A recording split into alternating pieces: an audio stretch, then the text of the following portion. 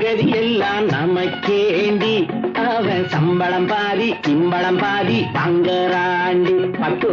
அடுத்தாத்து சங்கதி எல்லாம் நமக்கே